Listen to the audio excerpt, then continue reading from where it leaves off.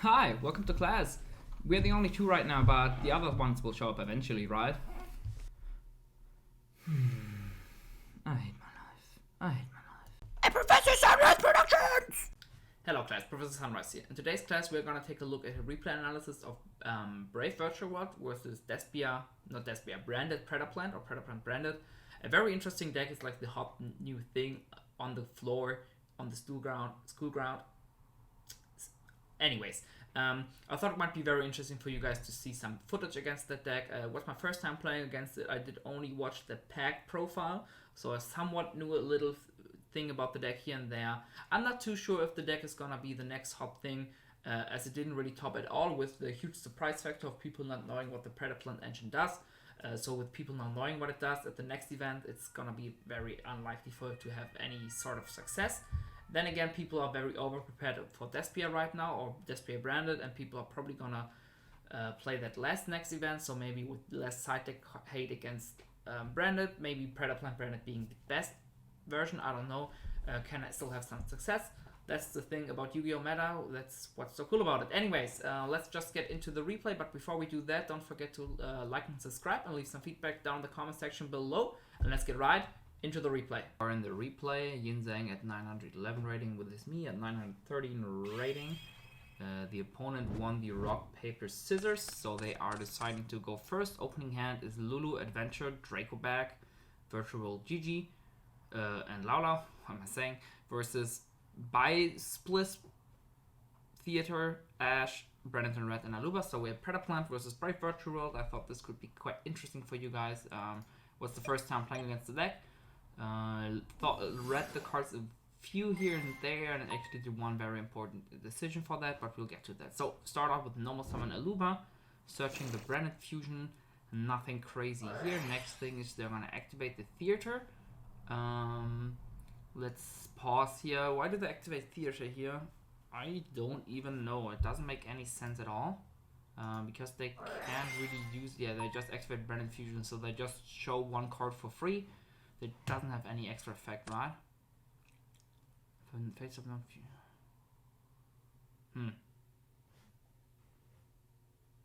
No,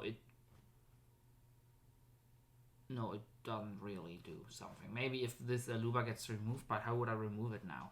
It doesn't do anything. So, Branded Fusion is gonna resolve, sending... Let's fast forward here.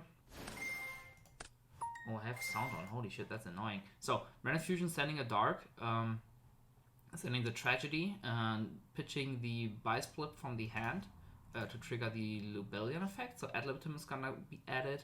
Lubellion is gonna resolve, shuffling away the Fawn of Albus and itself to summon a Mirror Jade.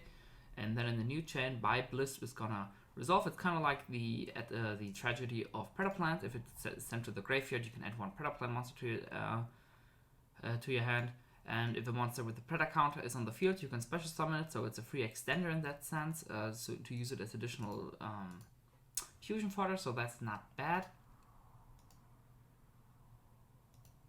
They are gonna add the Bufacola. Bufacola is just a Pendle fusion, I guess, so it's a Pendulum card, and in Pendle Zone you can just do a basic fusion, so not bad at all for a fusion deck.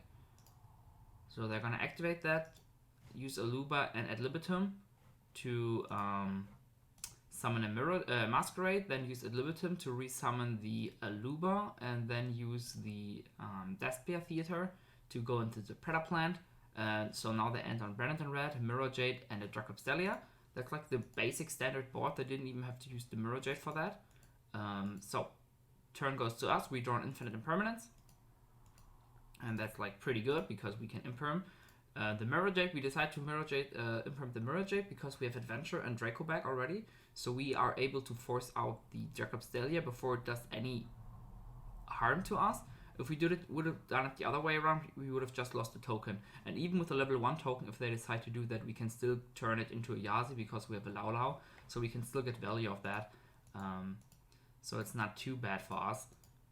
But them having a Branded in red here is like a lot of disruption. We can't really play around too easily. So we are going to use the Adventure to get the pitch and Enchantress. We're gonna search a ride with that. We're gonna activate the ride. And here we decide to, I think, normal the GG because we want to pitch the Draco back for a Quinglong to get that extra value off. It doesn't really matter because them having a Brennett red made it so that we're gonna lose anyways because our Virtual Engine would have died to one body removal, being the Mirror Jade or the, what's it called, the Guardian Chimera. And just having the extra token that doesn't really do anything. We could have used the token to force that out early, but in the end, there's still gonna be one Mirror Jade we cannot force out, and this will hit our Virtual World normal summon, and that we can't play Virtual World. So we decide to scoop it up here. Sadly, we did show our opponent what we are on, but it's not the worst. It's not the worst. We decide to go first. Opening hand is Italy, Anti-Spell, Quinglong, GG Lady. That's a pretty decent hand. The opponent is on opening at Libitum, Scorpio, Albaz, and Nib. So here we are going to see something interesting because I haven't really played against the Nib at all in the last few days, especially not on Despia. So I was not expecting it at all, and therefore I played heavily into it. I was feeling safe though with my hand, just having the anti-spell. But yeah, this could definitely cost me the match if the opponent had like a little better of a hand. So we use Lily to just only send a Quinglong. So we can pitch our Quinglong from hand and use Lulu to send Chucha and add the Kowloon. This is very important, guys, especially if you want to play around the Nib. To use your Lulu to search a Kowloon if accessible, just so that you will always have a Virtual on the field, even if you remove all the names. The opponent is asking where the Quinglong is coming from. Doesn't matter. So here I decided to go for, I think, a Beatrice route. In reality, I probably should have gone for a Crystal Wing.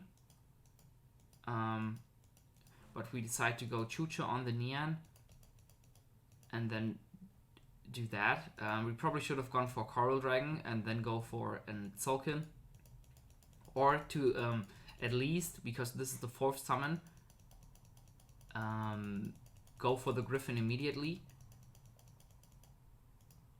And then force out the Nib earlier on. The problem with that in my head was that we are playing against Despia.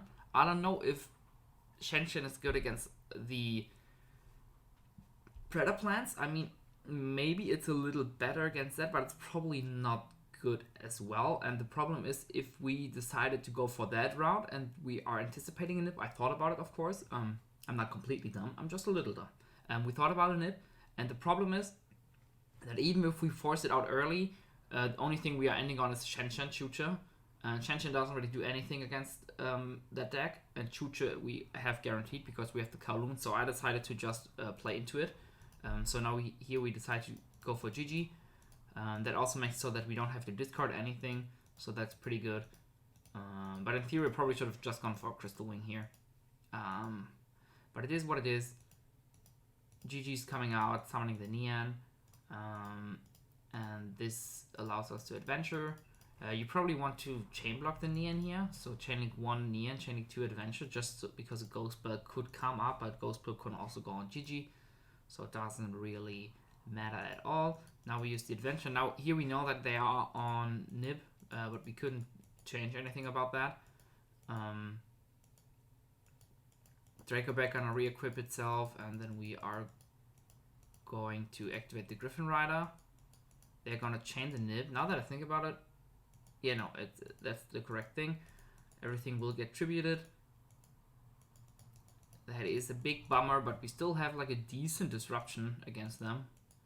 Griffin Rider will be summoned out. The token is quite big. It has, I think, 8.5k attack and like a shit ton of defense. Neon is gonna trigger, recycle the Chucha. We're gonna activate Kowloon. Activating a Chucha out of deck, setting anti-spell, pass turn, GG end phase, add back Lulu, so we still have a shit ton of resources going on. Opponent is drawing Token Collector, that's a little late. They're gonna activate opening in the draw phase. We are going to chain the anti-spell, so now they're completely turned off from spells. The cool thing about the Predaplant engine is that it's actually that monsters can get you to a fusion spell, so you can actually out anti-spell, which is really cool. I didn't know that exactly. I just watched the pack replay. Not replay, the pack deck profile, so I had it like somewhat in there that the Predaplant engine can do a lot of stuff. So I really wanted to keep the Chucha for exactly that if he has a play, which I don't really know of. So we decide to let the Griffin Rider get popped here, or not get run over by the Nip. Of course, it would have been nice for next turn, because that's an easy OTK there. But being able to stop the opponent from completely doing anything is also like pretty good, and it's basically an OTK. So the opponent is gonna normal summon off a Scorpio, pitching Adlib, summoning the Predaplant Clammy. Okay, guys, we can do this. Clammy doesn't do. Clammy doesn't do. It's Clammy. Okay, Clammy is a cool name. So they're gonna summon Clammy. Clammy is on during the main phase. You can fusion summon one dark monster from the exotic using cards on the field or monsters on your hand field or monsters with Predaplant counters your opponent controls as fusion materials. So that's a pretty easy pop because it's not on trigger effect. It's not on summon. Let's say it like that. So we are reading here, and then okay, we're gonna feature this. We know one card in hand is Branded Fusion, so we are like 99% sure the opponent cannot play here. Set 1, okay, that's the Branded Fusion. At worst, there's one Ash, and we always play through one Ash because we have Lulu Qinglong. So we are in a driver's seat here, definitely. We also have the Adventure, so we can go into a Baronne. We decide to use Lulu here to test for an Ash. Not being an Ash, that makes it so that we only really have to fear Nip from now on. Lulu summon itself. We cannot go for the token route because there's a token collector in the grave, and we really want to keep the token on field because it's so big. So we kind of have to play into Nip here because we have no real other way to play around that. So we decide to Lao on the Chucha, sending a Neon. GG summoning itself out from the Lao because we summoned the level 3, we summoned the Neon, so that's the 4th summon here. We're gonna use the Adventure just to deck them because we want to go for a draw next. Then Lulu and GG, we want to keep the Neon on the field here because we still haven't banished any of our virtuals, and we really want to grind with that as long as possible. So Charge Warrior is gonna draw, we're gonna trigger, we draw an Ash, the opponent is scooping there because they have nothing. Even if they had a play, we always had an Ash, so we knew his only realistic play next turn is gonna be a Branded Fusion and top deck. So we were quite safe in that regard. So I think playing there into a Nip is the correct thing because what else we could have done is not a lot. We could have cleared their board and just chilled. That maybe would have been a thing, but then again, Nibiru would also clear their board. So in my opinion, I think it just makes sense to play into that. But that's also debatable. Maybe you have some different opinion in the comments. So game 3, we are going second. We have DD Crow, Lao, E-Teller, Imperm Ash, and the opponent is on Tragedy, Nip, Preda Practice, Bylist, and Branded and Red. The opponent is deciding to start out with a Preda Practice. I don't know if this is to correct Ash target, because if they have an Office Scorpio in hand, it doesn't really do a lot, but this can unbreak a lot of different Predaplants or just get them on the board.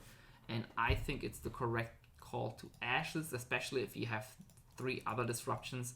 It turns it so that if your opponent has a low roll hand, they just completely turn skip.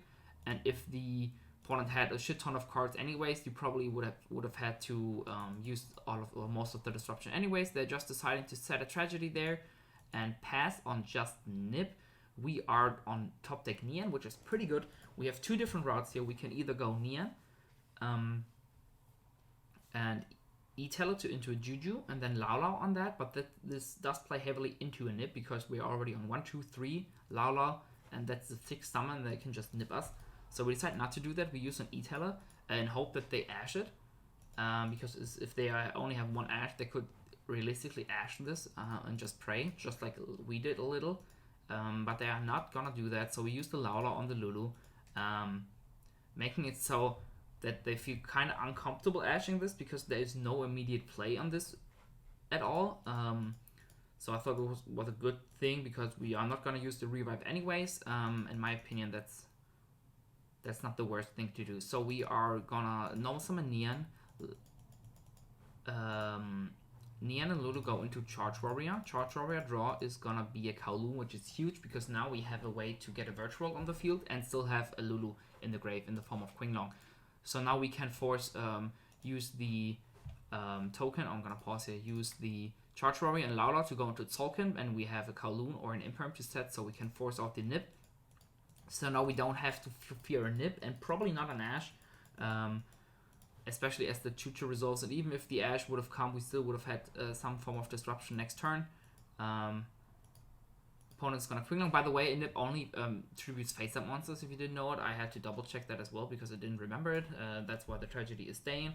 Kringlong effect, adding Lulu, pitching DD Crow here because DD Crow is just a little worse in the simplified games like that because it's only really alive against Branded and Red. While they have it in hand, they don't have a single Despia card out available for them now, and just having the tragedy to hit all the starters, the Alubas, the openings, the Orpheuscopius, stuff like that is, in my opinion, the better bet.